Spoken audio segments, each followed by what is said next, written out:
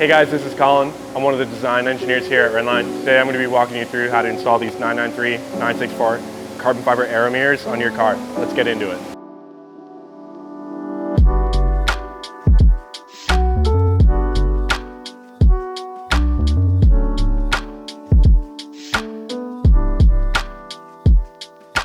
All right, to get started, first step, always remember to kill the battery power to your car. You don't want to get shocked while working on it. But first things first is we're going to take a 4 mil Allen wrench, come here behind the mirror and loosen this singular set screw that holds the mirror in place. And once that's loose, you should be able to pop the mirror right off.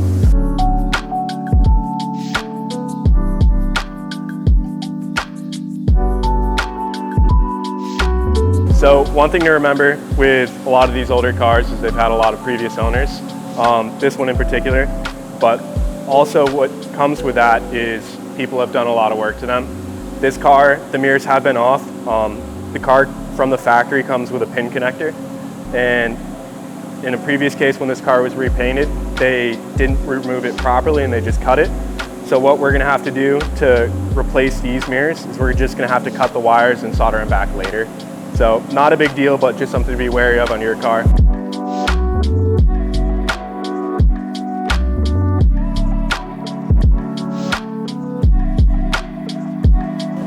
Now that we've got the mirror away from the car, kind of first step is to pop the glass out. To do that, you're gonna need a small flathead screwdriver, and you're going to take it and stick it in this small hole on the underside. You're gonna see a couple tabs in there.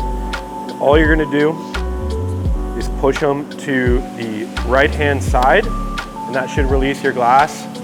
What you can do from there, push on it, pop it out, and lay that off to the side quickly. From here, there's 3 screws on this mirror motor, Phillips head screws. Take those out, and you should be able to remove the whole motor assembly and the glass together.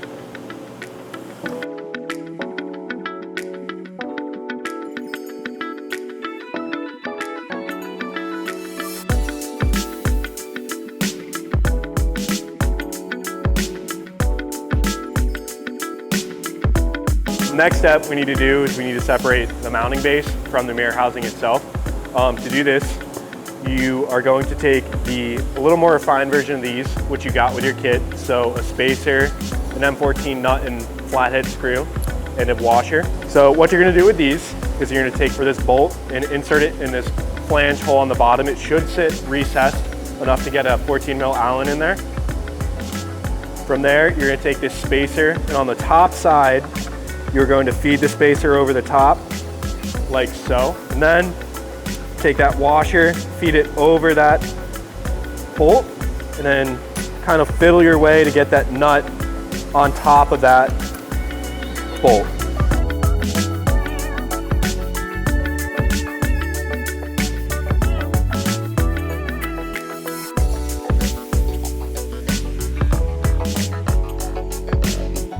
So pretty much the reason that we need to use this bolt and spacer combo is we need to remove this lugged retaining pin. So to do that, we need to unlock it from the lugs. And the lock position is this center kind of prong on this spacer is lined up with that dot in there. You need to turn it 45 degrees or so. So these 2 lugs are in the middle of that bolt, or in the middle of that little dot. So the thing that's gonna make this tricky is there's a pretty hefty spring in there.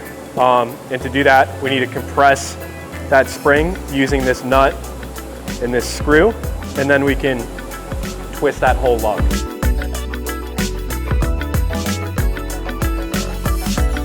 You're just gonna keep tightening this until you can easily spin this lug. If you're meeting any sort of resistance, stop and keep tightening. It's gonna take a lot of force, but you don't wanna break those lugs off inside that shell in here that we're gonna need to mount the mirror housing back into.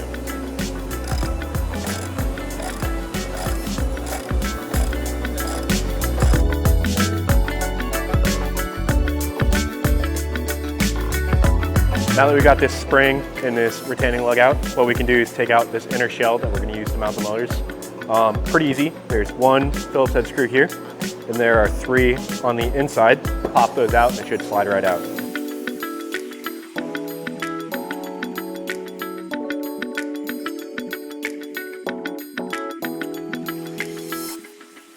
Now that we got this frame out, we're gonna put this frame back in here. Same way it went out of the old one. Those 3 screws on the inside and that 1 on the underneath.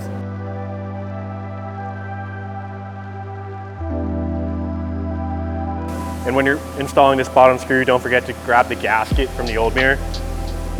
Put it in place. We don't want any water getting inside your doors. This helps prevent that.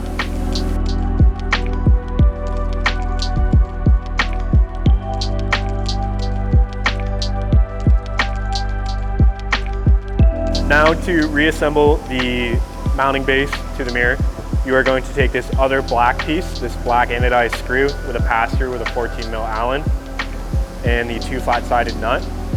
We are going to use that in replacement of this lug.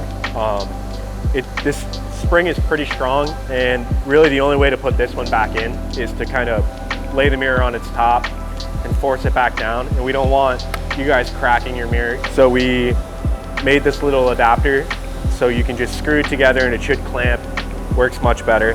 It's super easy to install. Just takes the place, put the spring around it, give your top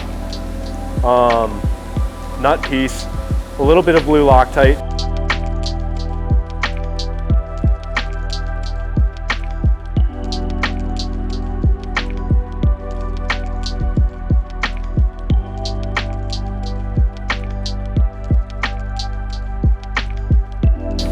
This nut is a 22 mil, so on those 2 flat parts. So if you just take your wrench, put it around, and you can retighten it using that same 14 mil Allen. You can tighten it until when you are spinning it, you're getting that positive feedback on your mirror lockouts. So you'll have 3 positions. You'll have your center one, you'll have to your left, and you'll have to your right. Once you have a nice sound lockout and it's not easy to spin, that's how you know you're tight enough. And just once you're done with that, let the Loctite dry and we can move on to the next step. You know you're tight when you have a secure lockout and it doesn't move too easily in between the positions. This next step, I like to disconnect the mirror and the motor from the interior harness when I'm fishing it back through. From here, you're just gonna take your 4 mil Allen and you're gonna tighten everything back down.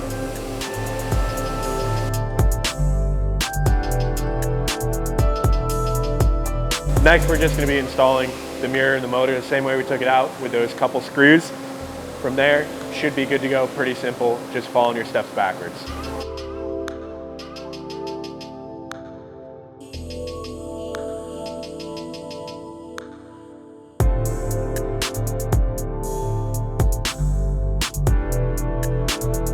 Now that we got the motor and the mirror back installed, all you're gonna do is take that same little flathead screwdriver and on that same spot on the bottom, push it towards the car to lock the mirror into place.